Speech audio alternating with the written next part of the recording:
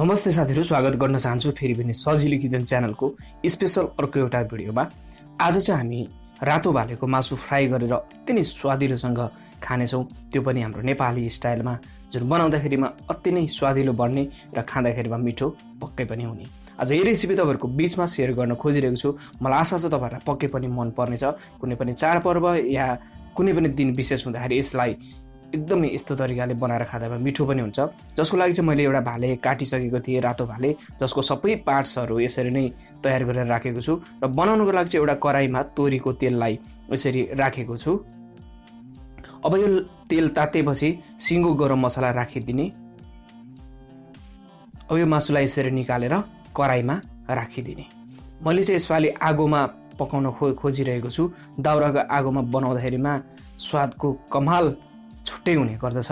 यदि उपलब्ध भयो भने यसरी पनि ट्राई गर्नलाई नभुल्नुहोला र बीचबीचमा यसलाई यसरी मजाले फ्राई हुनलाई छोडिदिने।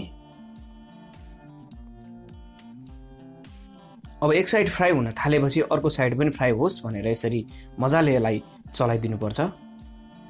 तेल हल्का निस्केको छ, तर बढी भएको तेललाई हामी पछि निकाल्न पनि सक्छौँ र यसरी मासु चाहिँ मजाले फ्राई हुन थाली पनि रहेको छ र बीचबीचमा यसरी चलाउने। हेर्दै खाउँ लाग्दो कस्तो मजाको रातो फ्राई हुन थाली पनि सकेको छ यसरी।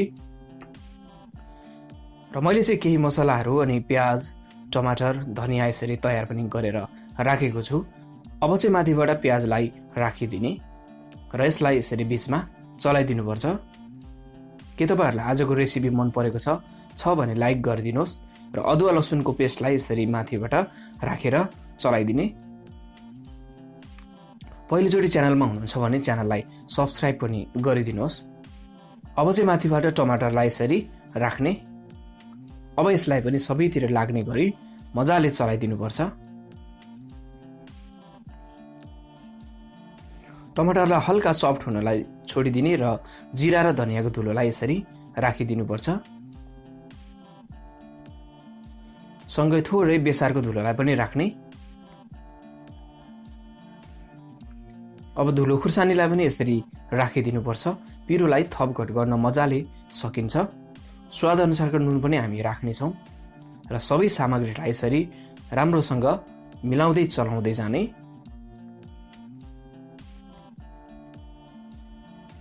र यसरी चलाउँदै गर्ने क्रममा मसला हल्का पाक्न थालेपछि अलिकति पानी आवश्यकता अनुसारको राखिदिने, ताकि तल कुनै पनि ठाउँमा नडढोस्। र अलिकति हरियो खुर्सानी पनि माथिबाट राखिदिने। हरियो खुर्सानी यसरी राख्दाखेरिमा पनि अझै छुट्टै स्वादिलो हुनलाई मद्दत। अलिकति धुलो गरम मसला राखेर फेरि पनि यसलाई यसरी चलाइदिनुपर्छ। अब पाक्न थालिसकेको छ, धनियाँको पातलाई माथिबाट राख्ने। अब यी सबै सामग्रीहरूलाई यसरी चलाइदिनु पनि पर्छ। सबैतिर यसरी चलाउँदै पकाउँदै जाने क्रममा लगभग हाम्रो यो मासु तयार हुन थाली पनि सकेको छ र यतिको भएपछि तयार भयो। अब यसलाई यसरी निकालिदिने र मैले चाहिँ यसरी सर्भ गरेको छु। अति नै स्वादिलो बनेको, खाँदाखेरिमा मिठो तरिकाको रातो भालेको मासु तयार पनि यसरी गरेर जब सर्भ गरियो अति नै स्वादिलो, सबैले यसलाई मन पनि पराउनु भएको थियो। आजको रेसिपी तपाईहरुलाई कस्तो लाग्यो? मन पर्यो भने भिडियोलाई लाइक, शेयर, च्यानललाई सब्सक्राइब गर्नुहोस्। यस्तै नयाँ रेसिपी अर्को फेरि लिएर आउनेछु। तबसम्मको लागि नमस्ते।